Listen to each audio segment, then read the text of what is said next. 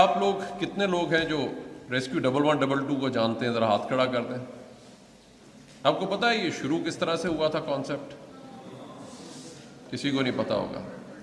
یہ آپ یہ سمجھ لیں کہ ایک اسٹوڈنٹ نے شروع کیا تھا. You know why? Because final year تھا میرا میڈیکل کالج کے اندر، اور اس سال میں نے یہ اسٹڈی کی تھی، اور اس میں پتہ یہ چلا تھا کہ حادثے ایمرجنسی میں 95% چانسز یہ ہے کہ حادثے ایمرجنسی میں آپ کو ایمبولینس نہیں ملے گی. تو میں اسٹوڈنٹ تھا، اور ایز اے اسٹوڈنٹ یہ کام ہم نے شروع کیا تھا. اور اس وقت ہم نے سوسائٹی فار جو ریہیبلیٹیشن شروع کی، اور وہاں سے یہ سفر کا آغاز کیا. اور جس بندے کے پاس کہ میں گیا 10 سال، مجھے صرف یہی کہتے تھے ڈاکٹر صاحب یہ امریکہ یا یورپ نہیں ہے، یہ پاکستان ہے، یہاں پہ ایسی باتیں نہ کریں ہم سے. لیکن وہ شوق اور کمٹمنٹ وہیں پہ رہی جو میں نے فائنل ایئر کے اندر لی تھی کہ 95% چانسز یہ ہے کہ حادثے ایمرجنسی میں خدا نخواستہ آپ کو ایمبولینس نہیں ملے. کون سا ایسا نمبر تھا؟ اور جب آپ کی خدا نخواستہ ڈیتھ ہو جاتی تھی تو پھر ایک فلاحی ادارہ آ جاتا تھا اور ٹریفک رک جاتی تھی. لیکن جس وقت اس کو ایمبولینس کی اس وقت ضرورت تھی وہ کوئی نہیں ملتی تھی. آج اس ریسکیو سروس نے پورے اب تک 1,60,00,000 لوگوں کو ریسکیو کیا ہے اور اپنا 8 منٹ کا آتھ رسپانس ٹائم برقرار رکھا ہے. اور یہ ایک اسٹوڈنٹ کی کمٹمنٹ تھی.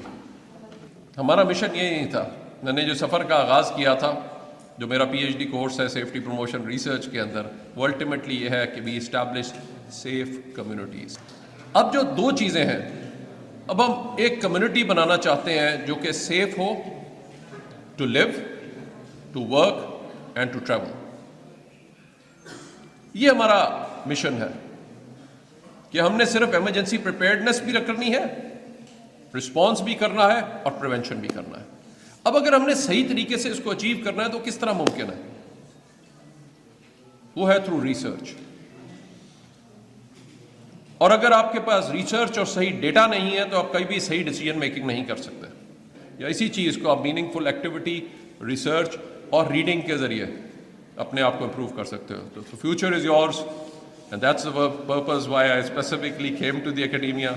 I salute the faculty, all the NGOs which are doing a great work.